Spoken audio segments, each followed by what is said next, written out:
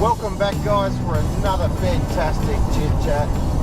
Today we're going to talk about fuel consumption and what you can do to possibly remedy your fuel consumption. So I've got a 2013 Hilux. It's turbo diesel, manual, and I do have a long range tank. Now, I don't actually know how many kilometres per litre or litres per kilometre that I get. I just know how many kilometres I get as soon as the light comes on. Now, one thing that I do know is that if I tow something or if I have a quad on the back, I pretty much get 2/3 of the fuel consumption that I would typically get. And look, I don't think there's too much you can do about that. Once you start towing stuff or you've got something really big on the back and you've blown your aerodynamics out, you're pretty well screwed. So all I can say is for that is try and keep your vehicle as aerodynamic as possible, and that's really all you can do. But what I can tell you from my own experience about fuel consumption is I do have a VW Golf GTI, and it has a indicator on the dash to tell you what gear you should be in, and it typically tries to make you drive around in 6th gear all the time.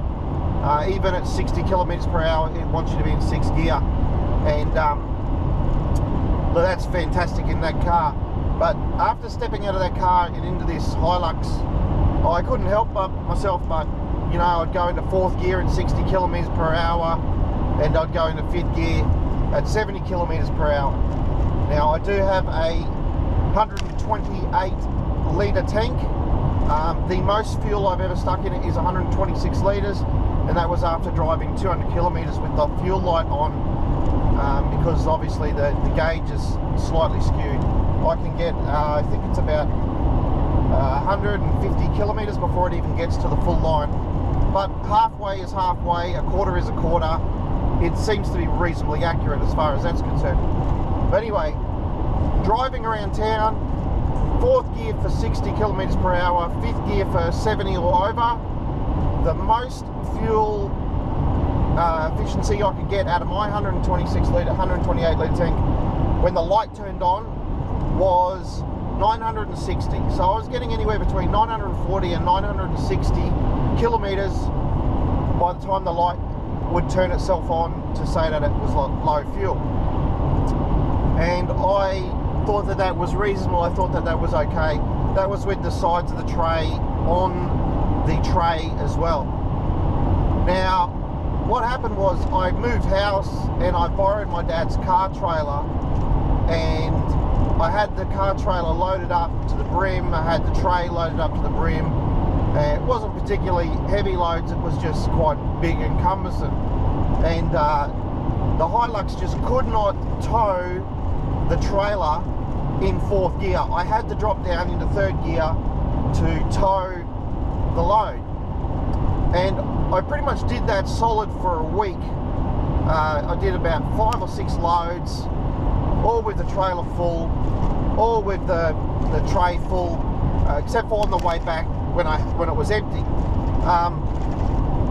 And I actually went from 960 kilometers till the light came on to 1,060 till the light came on with a full load. So I had saved like 10% towing a full load, and I was like, well, this is crazy. So I drove the next week, I did some more loads, and I was like, okay, I'm gonna really leave it in 3rd gear at 60 and all that sort of stuff like that. And sure enough, the next week I got like 1,080 Ks towing a trailer at 60 kilometers per hour, because I'm in town, with a full load for half of the trips. And I was like, this is crazy, this is really... So anyway, I returned the trailer to my dad's and continued driving around with in 6th gear for up to 60 kilometers per hour, 4th gear up to 80 kilometers per hour, and then after 80, so up to say 90.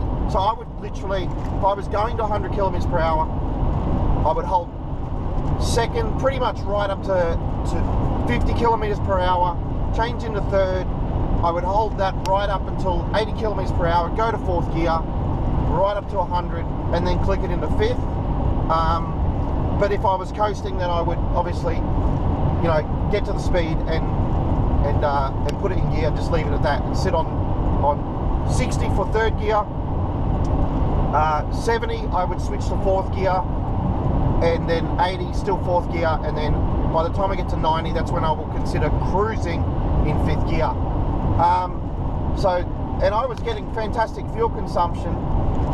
Then by removing the tray sides, so I actually have since then, using the same gearing configuration and with a little bit of mix of highway speeds, I have actually cracked 1200 kilometers until the light comes on, I think on one occasion, and I've got an 1190 and an 1180, but the 1180 I did have some loads on the back and whatnot. So what I can say is, if you want to save some fuel, maybe consider what gears you're using, because if the vehicle's labouring, it's most likely using too much fuel. And that's literally the only difference I made. Like, I didn't try and make the car more aerodynamic. I didn't do any of those things except for when I took the tray sides off. And I actually took the tray sides off to carry something that was longer than the tray sides.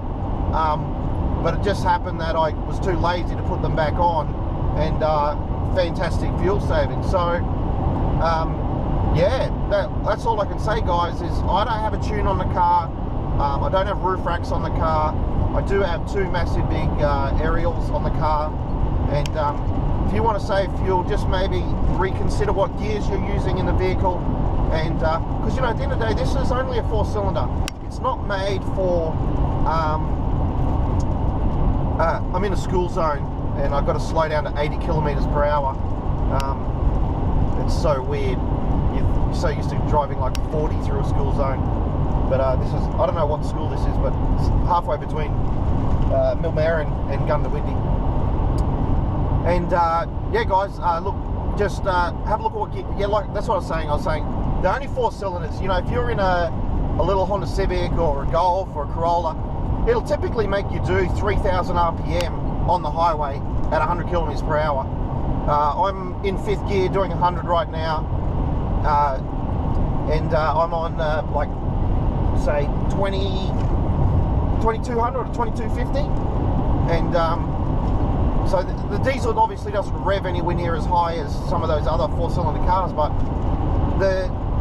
it needs to rev. It's a 4-cylinder. It needs to rev. It needs to be a bit freer. So maybe consider lowering your gear if you want to save some fuel consumption, and see what gains you can get. Alright, guys, don't forget to subscribe, smash that like button, and leave a comment below. Love to hear what your thoughts are on what gears you use to save fuel. Until next time, catch us later.